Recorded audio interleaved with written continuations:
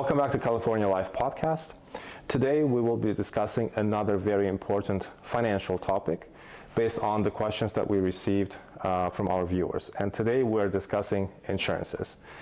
Everyone, not just in Hollywood community, but all around California, maybe even other states, know how difficult it is to deal with different types of insurances, especially auto insurance.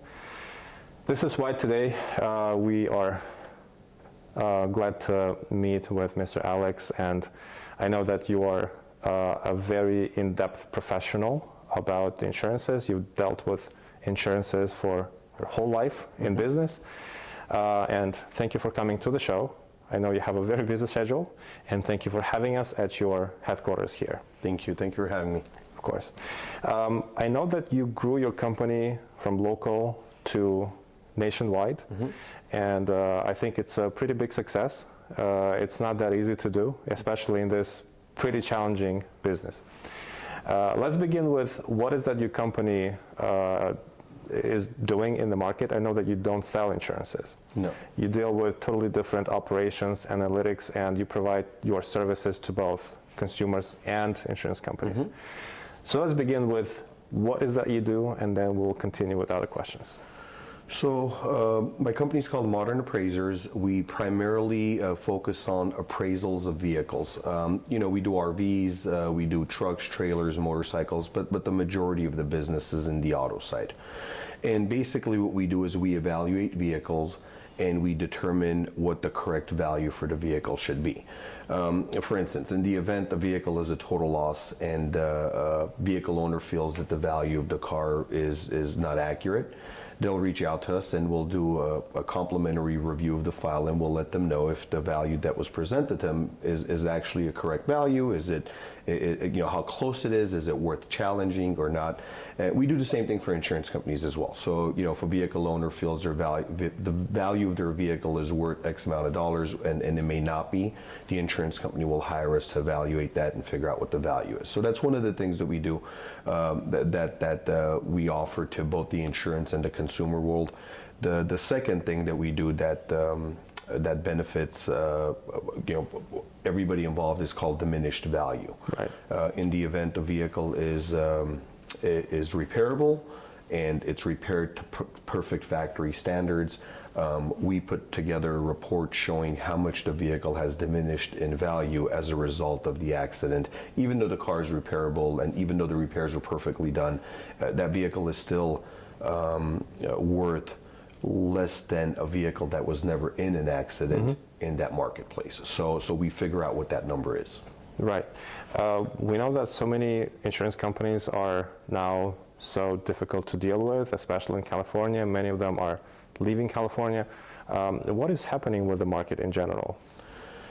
As far as the insurance companies leaving California, I don't know the specific reasons as to why they're leaving. I think a lot of it has to do with the amount of claims, the cost of the claims, and certain insurance companies, I know there's certain laws in California that doesn't allow them to raise the premiums to accommodate for the amount of losses that they're having or something along those lines.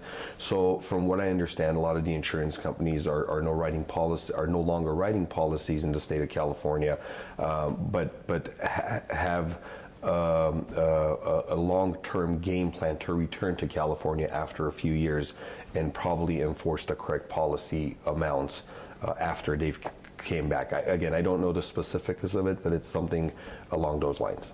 Right. You've mentioned that you're dealing with, let's say, vehicles which are totaled or they have any other damage. If to compare this to a medical field, right, you as a doctor come and evaluate the condition of the patient, which is already there. But also a good doctor comes beforehand with some treatment preventative. Is there anything that you could advise our viewers in terms of preventative care based on your experience, so they wouldn't have many issues with insurance companies or anything like that? My suggestion is this. I mean, the company that's making you the offer is the company that's paying you for your car. So I don't want to say it's in their best interest to give the least amount for the vehicle, but they're also the party that's paying the amount. So they'll come up with an evaluation, a dollar amount that they feel is correct. My suggestion would be to absolutely get a second, maybe even a third opinion on what your vehicle's worth, just to make sure that the offer that you're getting is a fair amount. Right. In the market of the services that you provide, how do you see your competition doing, and what makes you stand out? To be honest with you, I'm not focused on the competition. We're just focused on growth. We've been growing at a very rapid rate for the last 5+ years or so. We went from specifically working in the state of Nevada, expanding into the surrounding states, and now we're doing business nationally.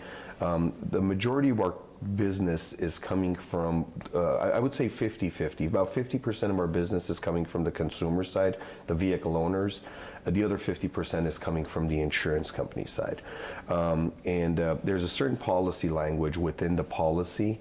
It's called appraisal. Everybody calls it, appraisal clause or right to appraisal. Basically what that is it allows either party, whether it's the insurance company or the vehicle owner, to challenge each other in the event they're in disagreement with anything regarding the ACV, meaning the actual cash value of the vehicle, right, or the amount of loss. And the amount of loss could be multiple things. It could be the cost of the repair, it could be salvage bids, the salvage value, it could be the storage preservation daily fee, it could be the loss of use, the diminished value. So anytime either party disagrees with each other on any of those elements of loss, they have the right to invoke appraisal, and when that's done, the claim goes to 2 independent appraisers, and these independent appraisers work out the details of how much the correct dollar amount should be. But as far as our competition, we try not to focus on the competition. We just try to focus on our customers and just forward movement. Right, of course. That's what the winners do. They focus on the winning, they don't focus on... You mentioned that you started in the state of Nevada and mm-hmm. then you grew rapidly. What do you think in this field was your recipe of success and growth? It's a challenging field. So what I think, so the reason I got more and more involved on this line, I initially started off as a field appraiser assessing damage on vehicles. I've worked for multiple companies, insurance companies, independent companies. My father had a repair facility. I've worked there. But what made me really focus on this side is one of my family members had a claim, and the insurance company made him an offer that was very low. And I assisted my family member and understood the process of what it takes for a consumer to get the correct value. And it was very challenging. It was very difficult for them. So as I went through this process, I understood that there's got to be a better process, and there's got to be people out there that are helping the consumer or the carrier, but helping in getting these resolutions done quicker and faster and more efficiently. Mm-hmm. And that's kind of what inspired me to get in. It started on the consumer side, then I realized that both sides actually need assistance. So my focus was to create a system that'll benefit everybody involved. That was my driving force behind it. Right. Well, it's always great to work with a person who is passionate about what he or she does, is sharp as a tack, and is professional. And you combine all of these qualities in yourself. Thank you. For, let's say, consumers, right? What qualities and qualifications do you believe they should look for when they are looking for a professional appraiser, whether it's an individual or a company? Some of the stuff I would check on as a consumer would be, one of the go-tos is always Google reviews. I mean, you always want to check Google and see what the public is really saying about this mm-hmm. This company, this individual, the people that work there, the environment. So Google is a very good source, an immediate go-to. Checking their website to see how legitimate they are. And things along those lines, but I would always start off with maybe even having call them and have a discussion with them, ask them questions about your vehicle, see what they think, see what they know, and then just get a feel for what kind of company that you're dealing with. That's a very good thing that you mentioned. Many people, including, for example, myself, we don't really know which questions to ask. Right, because it's logical that you're saying, but what should I ask the appraiser in order to see if he or she is qualified for real? One of the certifications, there are certain certifications that are required, to be an appraiser in certain states. Certain states don't require it. I'm certified in multiple states around the nation that, as an independent adjuster, that allows us to work in those areas. There's ethics tests that you have to do. USPAP. There's certain things that you need to do. And these are some of the questions that certification-wise, how long they've been in the business, how long they've been doing this, maybe some results. But these are the type of questions that I would ask the appraisal company if I was looking for a good appraisal company. Right. For example, when I'm looking for a real estate agent, I'm asking him or her about her cases, about her deals, and I look for stories which have success and failures. Of course. And in real estate business is obviously different. In your business, how would you define a success of a case versus a failure of a case? So as far as success, for me, success is making sure that both parties are paying the correct amount for that vehicle. We've had many occasions where we would have a vehicle owner contact us and say, hey, I feel the value of my vehicle is worth X amount of dollars, and I need you guys to make sure that that's the number that we get. So when we do our complimentary review of the file, that's exactly what we assess, is what is the vehicle actually worth. Not what the owner thinks it's worth, not what the insurance company, or we actually do our own independent research and figure out what the vehicle is worth. Now, if the owner feels, for instance, the car is worth $50,000 and the insurance company is offering them $45,000, and we run our independent review of the file and we feel the car is worth actually $45,000 and not $50,000, we normally don't take that claim on simply because we don't want to waste the owner's time, we don't want to waste the insurance company's time, and more importantly, we don't want to waste our time. To me, that is I don't want to say failure, but it's kind of, it's almost like a failure in the vehicle owner's eyes because we're not accepting their claim. But in my eyes, that's not failure. That's actually a win, because we're saving everybody's time and energy and effort, and we're letting the vehicle owner know, complimentary as a second opinion, that the offer that the insurance company made you was a fair offer. So that would kind of fall into failure question. As far as the success question, going back to that, getting the correct value. If the insurance company offered $45,000, going back to the original example, yet the vehicle should be worth $50,000, we will fight for that vehicle owner to get the correct value for that car, and vice versa. If the insurance company is the one hiring us and the car is, they've offered $45,000 and the owner's just being not reasonable and requesting a higher amount, we will fight for our client, the insurance company in that case, to get him the correct amount to make sure the claim is settled for the correct amount, as opposed to what any party's looking for. So that's the definition of an independent, is we independently do these evaluations and we independently fight for what the correct value should be.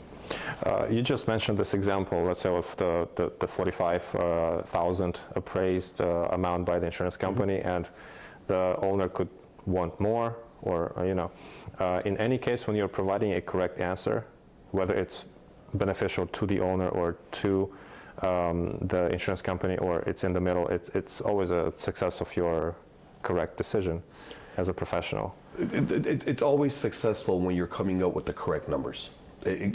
Some people may not be happy with that correct number. Some people may.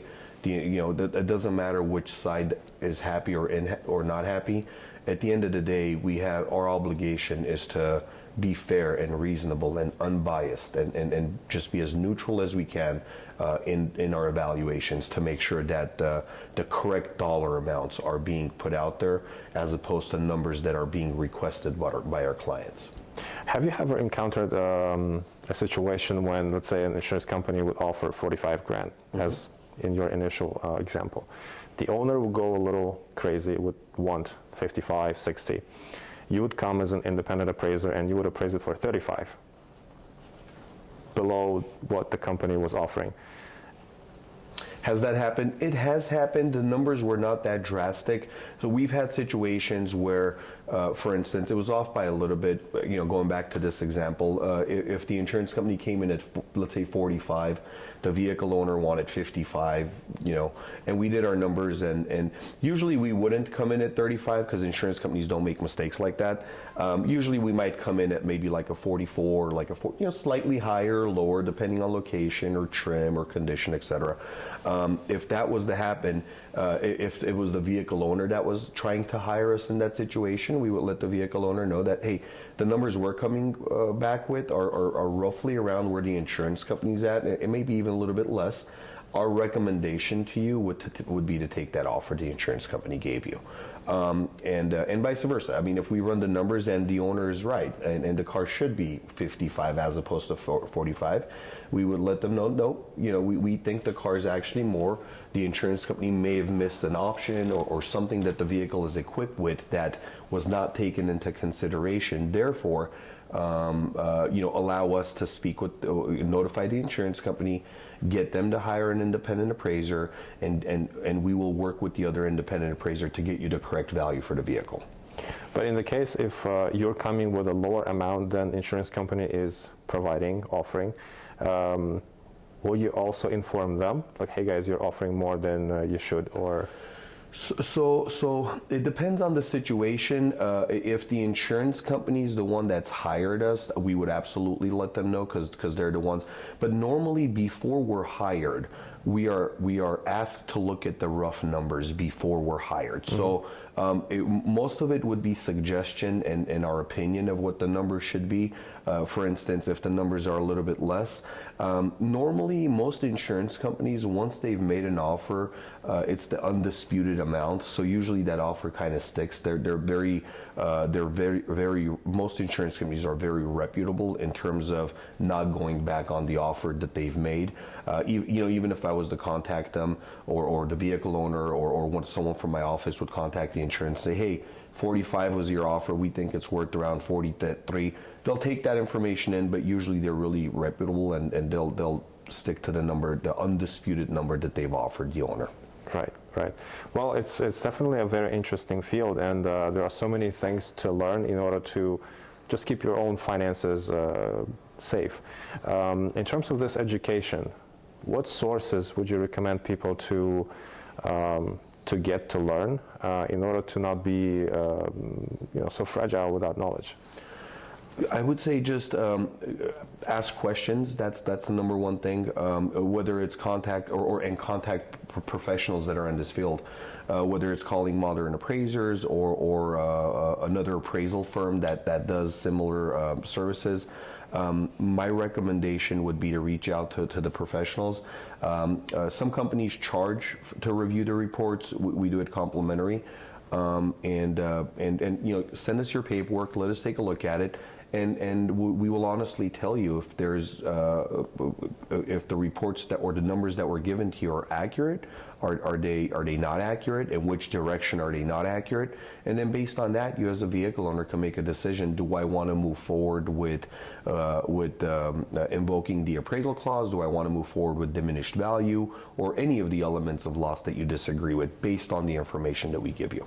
Thank you, Alex. That was extremely valuable. I believe it's also valuable to our viewers. I'll be looking forward to our next episodes because it's such a deep field, and we need to learn a lot in order to keep our finances safe and our vehicles and our lives. Thank you for having us again at your beautiful facility. Thank you for coming to the show, and we'll stay in touch with you, and we'll make sure to share your contacts with our viewers to help them connect with you and get the best experience. That's very important. Thank you for having me. I appreciate it. Thank you. Thank you.